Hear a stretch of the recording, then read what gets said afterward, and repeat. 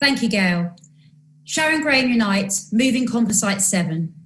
Chair Congress, fire and rehire is an abhorrence, a legal loophole used by bad bosses to cut labour costs under the cover of a global pandemic. It is one of the true scandals of our age. And Congress, let's remember what fire and rehire really is, what it actually means. Workers wake up one morning and have 45 days to accept slashed terms and conditions, or they're literally told to leave the company. Very often, there is absolutely no warning. This could mean them losing their homes and their families and children being forced to move away from friends and needed support. When British Airways attempted to fire and rehire 36,000 staff, they did so because they saw an opportunity to put long-held plans in place, plans they knew would never have been accepted, and they knew workers could not push back.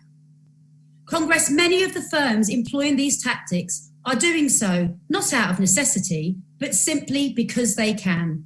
They thought, now is the time, this is the moment. British Airways had billions of pounds in reserve and absolutely no need to attack its own workforce. Go Ahead wanted to cut costs at their Manchester depot and saw a chance to do it. But now fire and rehire is fast moving from opportunism to standard practice. 1 in 10, Congress, 1 in 10 workers has been subject to fire and rehire. As the composite demands, of course we must support all legislative efforts to ban this practice. We must support the bill, we must argue for increased consultation periods and better redundancy pay. But we have to remember a legislative campaign on its own will do nothing for the Weetabix staff about to go on strike. It will do nothing to get justice for the British gas engineers sacked for taking a stand. The law may not be changed for some time, if at all. Congress, we need action. Colleagues, I was elected on a mandate for change, an industrial mandate to refocus my union on jobs, pay and conditions. Not to step out of the political arena, of course not. Laws matter, they affect our lives. But to make building power at work the number one priority. Why? So that we can really move the politics from the grassroots up. And with Labour in opposition and a government reluctant to act, our response now has to be industrial. Our priority must be to coordinate a pushback at the workplace level. We've all shown that fire and rehire can be beaten. At British Airways, Unite stopped the worst of the cuts. At Go Northwest, we pushed the company back. At Synergy, the GMB defeated the employed. So we can and we can will more often if we fully commit to delivering and focusing at the workplace.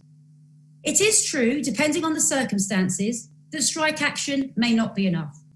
And this is why we have to share our resources and strategies so that we can together deliver these campaigns and give all of our members the best chance of winning.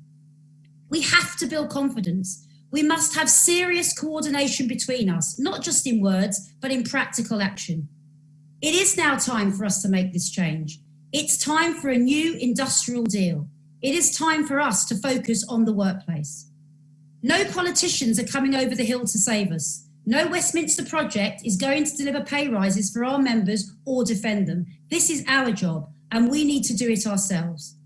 The set routine of policy demand, media release, and then a lobby has to end. We're running out of adjectives. It doesn't work. It hasn't worked. The closures keep coming. The pay is still being attacked. We can't do what we've always done just because we've always done it. That's why I'd like us to sit down as a movement and really make some decisions together.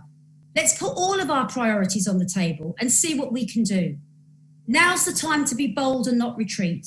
Now is the time for trade unions, for organising, for building unions, so that solidarity is more than just a word on a banner. Colleagues, let's remember what we're facing, and we know what's to come. We saw it after 2008. Emboldened employers, job cuts, suppression of pay, attacks on our reps, a mental health crisis in the workplace and beyond, and of course, fire and rehire. It is really time that we made a new deal with workers. It's time for the Labour movement to be reborn. No more political tail wagging this industrial dog. Instead, a simple pledge to working people. We know what you want from us. You want trade unions to do what it says on the tin. So I say to you, give us your trust. and together we will defend your jobs. Help us build a movement, and together we will stop the cuts to your pay and conditions. Join a union and earn your own dignity at work. Congress, it is time for change. It's time for us to step up to the plate. It is now time to focus on the workplace. Congress, I move the composite. Thank you.